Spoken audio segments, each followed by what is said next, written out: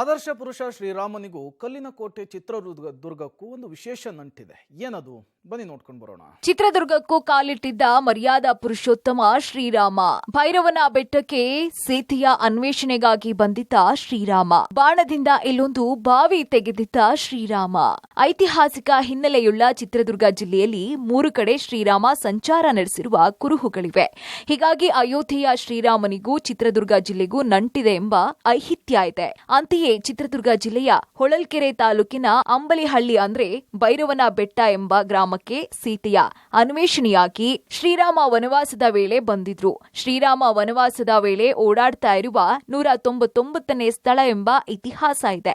ಅಲ್ಲದೆ ಈ ಬೆಟ್ಟದಲ್ಲಿ ಶ್ರೀರಾಮಚಂದ್ರ 2 ದಿನ ತಂಗಿದ್ರು. ಈ ವೇಳೆ ಅಲ್ಲಿನ ಶಿವಪೂಜೆಗೆ ಕುಳಿತ ಶ್ರೀರಾಮನಿಗೆ ನೀರಿನ ಅಭಾವ ಎದುರಾದಾಗ ಕರಿಸಿದ್ದೇಶ್ವರ ಮುನಿಗಳ ಸಲಹೆಯಂತೆ ಶ್ರೀರಾಮನು ಬಾಣದಿಂದ ಇಲ್ಲೊಂದು ಬಾವಿ ತೆಗೆದಿದ್ದು ಬಳಿಕ ಬೆಟ್ಟದಲ್ಲಿನ ಉದ್ಭವ ಲಿಂಗಕ್ಕೆ ಪೂಜೆ ಸಲ್ಲಿಸಿದ್ರು ಎಂಬ ಪ್ರತೀತಿ ಇಲ್ಲಿದೆ. ಹೀಗಾಗಿ ಈ ಬಾವಿಯನ್ನೀಗ ಅಲ್ಲಿನ ಭಕ್ತರು ಗಂಗಾಂಬಿಕೆ ದೇವಿ ಹೆಸರಲ್ಲಿ ಪೂಜಿಸ್ತಾ ಇದ್ದಾರೆ. ಹಾಗೆಯೇ ಈ ಬಾವಿಯ ನೀರು ತಳಪಾಯದಲ್ಲಿದ್ರೆ ನಾಡು ಸಮೃದ್ಧಿಯಾಗಿರುವುದು. ಒಂದು ವೇಳೆ ಪಾತಾಳದಲ್ಲಿನ ಗಂಗೆ ಮೇಲೆ ಬಂದ್ರೆ ಬರಗಾಲ ಕಟ್ಟಿಟ್ಟ ಬುತ್ತಿ ಎಂಬ ಪ್ರತೀತಿ ಇಲ್ಲಿತ್ಯಂತೆ. ಶ್ರೀರಾಮಚಂದ್ರ ಸೀತಾದೇವಿ ಅನ್ವೇಷಣೆಗಾಗಿ ಬಂದಿರತಕ್ಕಂಥ ಸಂದರ್ಭದಲ್ಲಿ ರಾತ್ರಿ ಆಗಿದ್ದರಿಂದ ಅವರು ಉಳಿಕೆ ಮಾಡಲಿಕ್ಕೋಸ್ಕರವಾಗಿ ಈ ಸ್ಥಳಕ್ಕೆ ಆಗಮಿಸ್ತಾರೆ. ಇದು ಭಯಂಕರವಾಗಿರ್ತಕ್ಕಂಥ ದಟ್ಟಾರಣ್ಯ ಆಗಿರುತ್ತೆ. ಹಿಂದೆ ರಾಮಗಿರಿ ಅಂತಕ್ಕಂಥ ಹೆಸರೇನಿರಲಿಲ್ಲ. ಇದಕ್ಕೆ ಅಂಬ್ಲಿಹಳ್ಳಿ ಅಂತಕ್ಕಂಥದ್ದು ರೆವೆನ್ಯೂ ಇದೆ ಸರ್.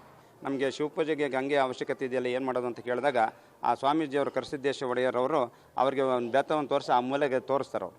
ಅಲ್ಲಿ ಹೋಗೋ ಅಂತಂತೇಳಿ ಆಗ ಅವರು ಅಲ್ಲಿ ಹೋಗುವಂತ ಎಲ್ಲಿಗೆ ಹೋಗೋದು ಅಂತ ಹೇಳ್ಬಿಟ್ಟು ಅದಕ್ಕೆ ನೋಡಿದಾಗ ಅಲ್ಲಿ ಬಾಣವನ್ನು ಇಟ್ಟು ಅವರು ಸ್ಪರ್ಶ ಮಾಡಿದಾಗ ಅಲ್ಲಿ ಗಂಗೆ ಉದ್ಭವ. ಇನ್ನು ಈ ಬಾವಿಯಲ್ಲಿ ಸದ್ಯ ನೀರು ತಳಪಾಯದಲ್ಲಿದ್ದು ನಾಡು ಸಮೃದ್ಧಿಯಲ್ಲಿದೆ. ಹೀಗಾಗಿ ಅಯೋಧ್ಯೆಯ ಶ್ರೀರಾಮ ಮಂದಿರ ಲೋಕಾರ್ಪಣೆಗೆ ದಿನಗಣನೆ ಶುರುವಾಗಲಿದೆ ಎಂಬ ನಂಬಿಕೆ ಇದೆ. ಜೊತೆಗೆ ಈ ಗ್ರಾಮಕ್ಕೆ ವನವಾಸದ ವೇಳೆ ಶ್ರೀರಾಮ ಬಂದು ವಾಸ್ತವ್ಯ ಹೂಡಿದ ಹಿನ್ನೆಲೆಯಲ್ಲಿ ಈ ಅಂಬಲಿಹಳ್ಳಿ ಈಗ ರಾಮಗಿರಿ ಎಂಬ ಹೆಸರಿನಿಂದ ಪ್ರಖ್ಯಾತಿಯಾಗಿದೆ. ಅಲ್ಲದೆ ಇಲ್ಲಿ ಈ ಹಿಂದೆ ನೆಲೆಸಿದ್ದಂತಹ ಕರಿಸಿದ್ದೇಶ್ವರ ಮುನಿಗಳ ಪುಣ್ಯಕ್ಷೇತ್ರವಾಗಿ ಬೆಳೆದು ನಿಂತಿದೆ. ವೈದ್ಯಕೀಯ ಲೋಕಕ್ಕೆ ಸವಾಲಾದ ಸಮಸ್ಯೆಗಳನ್ನ ನಿವಾರಿಸುವ ಪರಿಣಾಮ ಭಕ್ತರ ದಂಡೆ ನಿತ್ಯ ಹರಿದು ಬರ್ತಾ ಇದೆ.